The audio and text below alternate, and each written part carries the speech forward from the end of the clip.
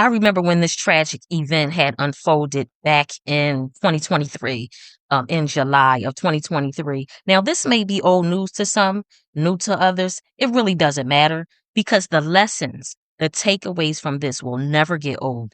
It will always remain relevant. For a brief synopsis, this woman right here, 53-year-old Stephanie Alexander, returned home from work early in the morning that morning when she found this woman, 25-year-old Tyra Crosby, in her home that she shared with her husband, Albert Alexander. Stephanie saw Tyra's clothes on the sofa. A report stated that she started beating on Tyra, and then she grabs a gun. At this point, her husband, he's trying to disarm her, but he was unsuccessful in doing so. And so Stephanie ended up fatally shooting Tyra. She then calls 911, tells them that she shot Tyra, Tyra's not moving, etc. Now, Tyra met this guy in a nightclub, right? And she went with him to his home that he shared with his wife for what may be assumed or for what appears to be a one-night stand. Okay.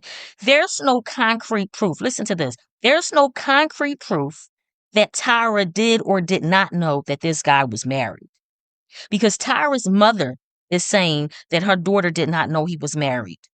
And that is not proof. Tyra's mother is saying that her daughter did not know he was married, which is not proof. That cannot be used as proof, right? Because as her mother, she is naturally going to paint her daughter in the most innocent, favorable light that she can. She's already said that her daughter was lured by the husband to him and Stephanie's home. The fact that she even used that word, that was her word choice, lured. She was not lured, right? So she's trying to paint her daughter in the most favorable light. I absolutely get it. I understand as a mother, but we cannot use what Tyra's mother is saying as proof. She also referred to Tyra, who was 25 years old, as a child. So Tyra's mother claiming that her daughter did not know that he was married, that's null and void. That is null and void. Again, I understand. I get it as a mother trying to paint her daughter in the most favorable light because she knows that she's going to and has and is receiving backlash, right? So we're not going to play dumb. Let's not play dumb. Men are not out here lying about not being married, right? For one, they know that plenty of women do not care about a man having a wife at home. I have even witnessed women encourage other women to date married men, to sleep with married men. I've even witnessed a woman tell married women that they should compete with other women or else. Don't matter if you married, you better get out here and compete because this is the type of time we on. And I saw women co-sign that, right? So men really have no reason to lie about not being married when they know that there are women who support them in cheating on their wives and who will match their audacity and have sex with him on the same bed with his wife, as his wife, right? Men don't have a reason to lie about not being married. Not today. They talk about modern women. Well, these men, modern men, they don't have any reason to lie when women are supporting them in cheating on their wives. Come on. We're not going to pretend that men are not out here wearing wedding rings while chasing women, while they got a wife at home and children and all that.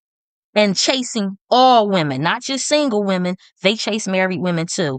Because you have single women that will gloat about married men, lusting after them, chasing them, as if that's a flex. As if that's a flex. Married men chase married women too. Wedding ring on, pictures up of him and his wife in the living room, that you're sitting in the living room, pictures up of him and his wife while sniffing around single and married women. Ask me how I know. Ask me how I know that you have married men that will chase married women too. Okay. So low key bragging and gloating about married men drooling over you and lusting over you. That is not a flex, hun. Not a flex. I mean, some of them drool and lust after underage girls. So using them as some sort of standard, for yourself as some sort of measurement, that's definitely not a flex. Not at all.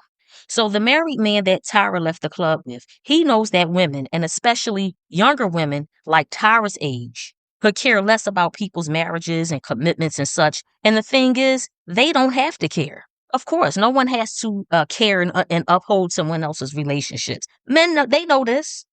That's what makes it easy. That's what makes it easy for a woman to enter into another woman's home to sleep with her husband in her bed. That's what makes it easy. So I understand why there are women getting offended when other women comment that Tyra indeed, in fact, knew that he was married and how she took a major risk going with him to his home. I get why that ruffles their feathers because a lot of women are trying to save face on behalf of Tyra because they see themselves in her. And because a lot of women go into victim mode when a situation they could have avoided goes haywire. And also because Tyra lost in this situation. The wife lost too. Don't get me wrong. Don't misconstrue what I'm saying. The wife definitely took a L too. We'll get to her in a minute. But I understand why women that are making comments about Tyra knowing he was married and how that was a major risk that cost her life, how that's bothering women because they see themselves in Tyra. She took a L. She did not win in this situation, but even though the wife didn't. They are living vicariously through her, which is why they're trying to save face on behalf of her. So women are claiming that Tyra did not know he was married and that she is being victim blamed when other women are simply pointing out where she could have protected herself. These are common sentiments that I have read from several places, from, true crime channels or whatever that covered the story. They're still covering it because I like to gauge where people's heads are at in certain matters, especially when it comes to matters of the heart, of relationships, love triangles, entanglements, that sort of thing. And listen, if anyone has proof that Tyra absolutely did not know that this dude was married without using Tyra's mother as a source, please share and I will stand corrected. I will stand corrected. Yes, Tyra became a victim. Yes, she was, but she did not have to be. That is the point. That is the point. And let me make myself clear also. I'm not the morals and ethics police of women. This is not about, oh, you shouldn't be sleeping or dealing with a married man. This is more about what you should expect and prepare for if you choose to deal with a married man or a man who is romantically, financially, sexually attached to another woman, especially through marriage. This is what this is about. Expecting and preparing what comes with that. This is where empathy comes into play too. We want people to understand, other women to understand our position, how we feel, while at the same time unwilling to understand another woman's feelings and where she stands. I said before that everyone is inherently a selfish, that we are all self-serving and opportunists. This is a perfect example of that. People will fight you tooth and nail when you say that because they look at that as a dirty word. Situations like this prove that each and every one of us is self-serving. This is why you have to be careful, understand what comes with your choices. So you don't end up in a situation like this where you're losing your life. You've lost your life because you did not prepare and expect or prepare what comes with your choices. So again, if you pursue married men or accept their advances, knock yourself out.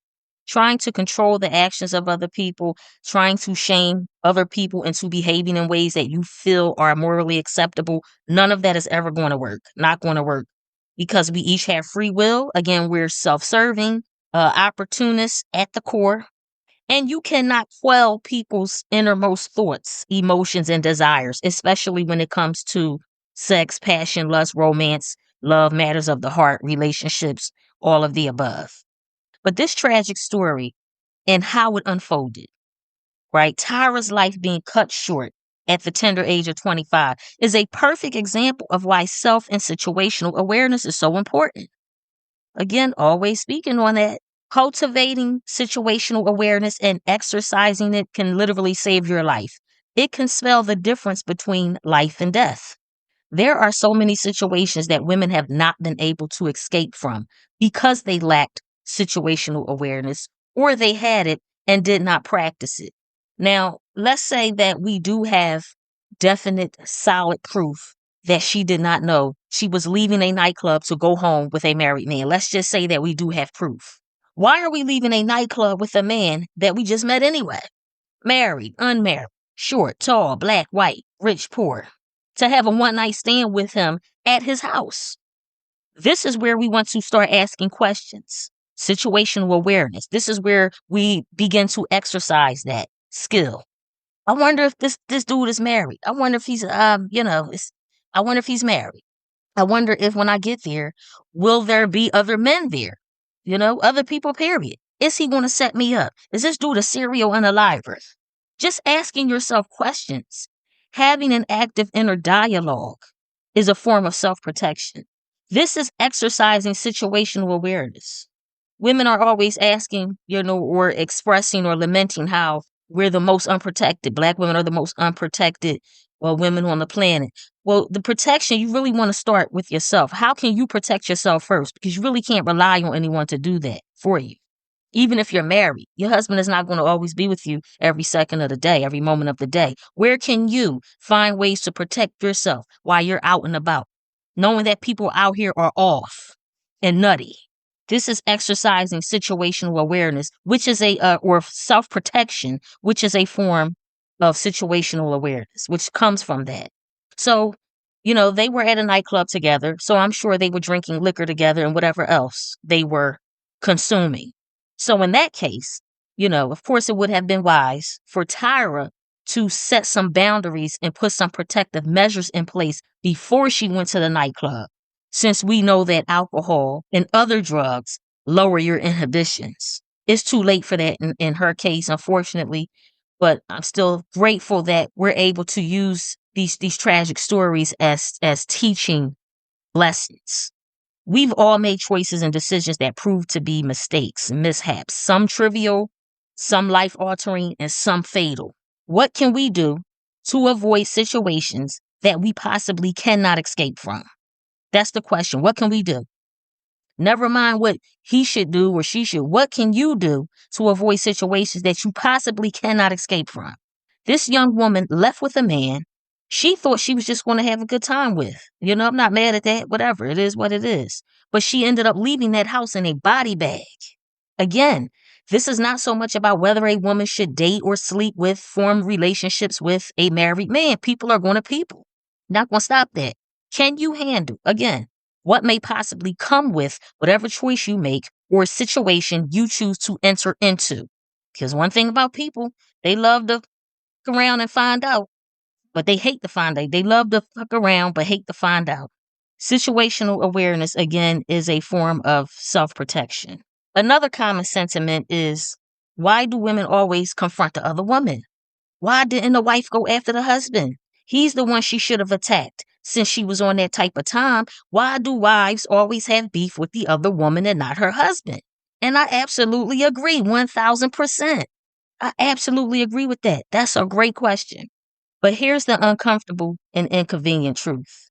Until we individually and collectively create an ideal world, right, where people can think clearly and logically with emotion, because there's no such thing as operating solely on logic, but having the strength to manage your emotions in stressful situations, especially when it comes to matters of the heart, where people have invested time, money, and energy into their relationships. But until we come into a spiritual agreement, so to speak, and create that type of world, be prepared for crimes of passion to take place. And I highly doubt that this was the first time the wife in this story was disrespected by her husband, as far as him putting her in situations where she had to deal with other women. I highly doubt that. Because we know there are married men who have playthings on the side, right? Or they may be in full-blown relationships with other women, or men for that matter. But they have enough decency and respect for themselves, first and foremost, for their reputation, their wives, children, other family members, colleagues, etc., right? To make sure that their actions, their choices do not interfere, affect, impact, and disrespect the people that they love in their lives. Again, I'm not making a moral judgment here. I'm just speaking on what's happening. I'm almost certain that this dude has invited women countless times to the house that he shared with his wife while she was at work or somewhere else or wherever. She snapped. This woman snapped. If you listen to the 911 call she made, you can tell how hurt and distraught and disillusioned she was. You could hear it. I could hear her speaking through tears and disappointment and pain. And to come home, right? To come home and see a woman in your bed, a woman who can be her daughter's age, as you know, as far as age, a woman who could be her daughter. This woman snapped, man. After listening to that 911 call, I could tell that she couldn't even believe herself that she actually shot that woman. That's what I picked up. So, women are villainizing the wife, and I understand. I understand the psychology underneath it all. But those same women, I guarantee, those same women that are villainizing the wife, if the shoe was on the other foot, if they were married, or in a lot of cases, they don't even have to be married, right? Those women who are stoning her, if they came home early from work or wherever else they were, and their man, my man, had another woman naked, under the sheets they sleep under, on the bed they sleep in, and on. I guarantee those same women villainizing the wife, they would have put hands and feet on that woman. They would have threw stuff at her, something, right? Something. They might not go as far as shooting her, but they're not just going to let another woman rock out like that, just lay in her bed and let her grab her clothes and get dressed and quietly leave. I highly, highly doubt that. I guarantee you those same women would not be stoic or they just, they got all the smoke for their man. Yeah, they'll be angry with him, but trust me, they're going to have some heat for that woman that they came home and found lying in her bed, under her sheets, that she probably purchased, on the bed that she probably purchased. Yeah. I guarantee you they're not just going to let that woman rock out and just let her lay there and then she just getting up slowly, grabbing her clothes and getting dressed. Come on. Emotions are going to be extremely intense, impulsive, and uncomfortable. And let's not pretend, here's another thing. Let's not pretend Tyra did not see evidence that a woman resided in that house she was in with this dude, with this married dude, outside of the obvious, which is clothing, makeup, perfume, feminine accessories. You also have pictures, decor, right? Because as a woman, you can spot a woman's touch in a space just off the interior decor alone. So again, women pretending or choosing to be delusional about Tyra not knowing that this guy was married or at least attached to a woman in some way. That is a way to avoid the work of cultivating self and situational awareness, which means being honest about what you are choosing to engage in and all that may possibly come with that. So it's always easier to pretend you don't know or see red flags than to acknowledge their presence and then take it from there. It's always easier to just ignore and pretend.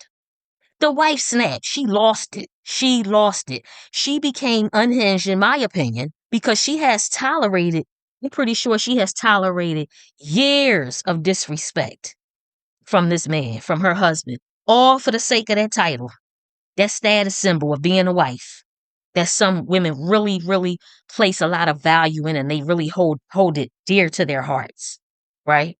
Which it really doesn't mean anything if you end up losing your autonomy and agency as a woman when you let yourself go. Because she looks tired. She looks so tired and worn out in that mugshot. And I highly doubt that she looks that way because of the event that took place, the tragedy that took place that day.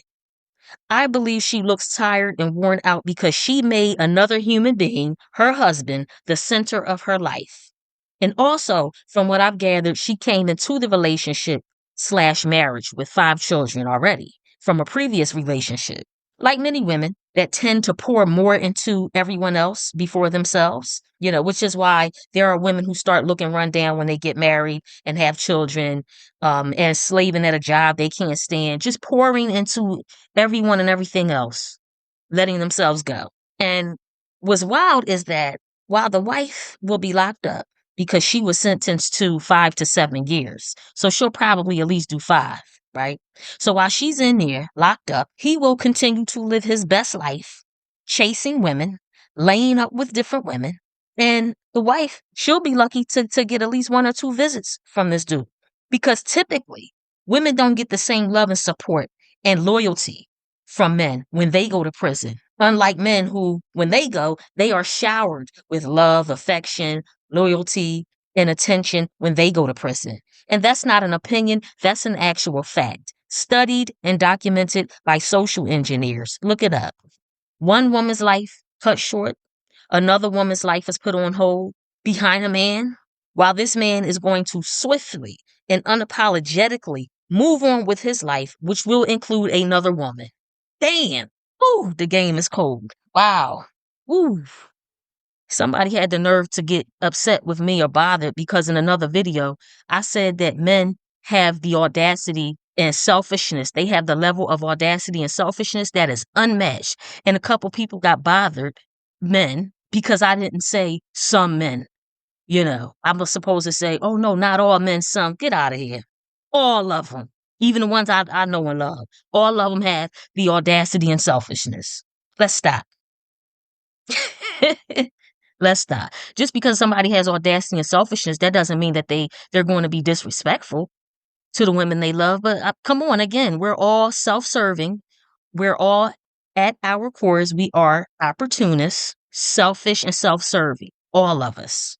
But especially men. Men just practice it more boldly and unapologetically than women, in my opinion. So, with all of that being said, think about what some married women are dealing with mentally, internally, in their hearts and minds. Just think about it.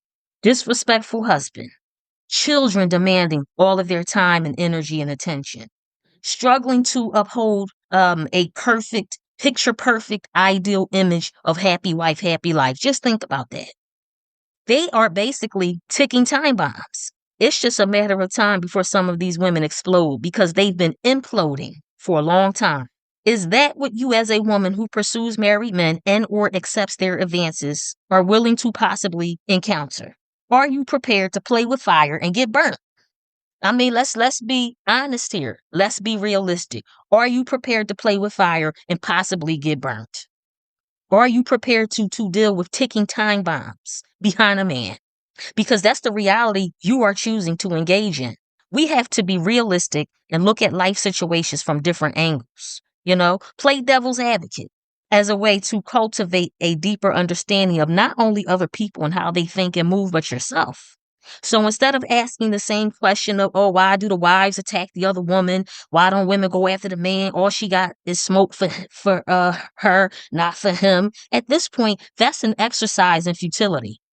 Honestly, that's an exercise in futility. Ask what precautionary measures you can take to protect yourself in case that married man you're dealing with puts you in a dangerous position that might cost you your life because he's lying to you and his wife. Period. Period. Ask what precautionary measures you can take in case his wife becomes unhinged, a walking, living, breathing, ticking time bomb, and unravels and makes you her target because she finally cracked. Never mind why she doesn't have smoke for him. Never mind that. You already know why she don't have smoke for him. We already know that more often than not, a woman will direct her anger and frustration towards the other woman and not the man. We already know this.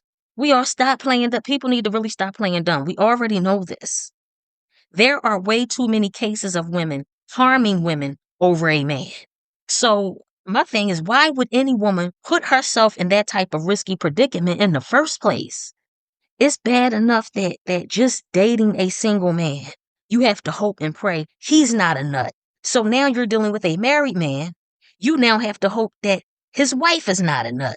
Well, the wife should have attacked him. Of course she should have. Should have, would have, could have, but didn't. Meanwhile, a young woman lost her life. Life was cut short.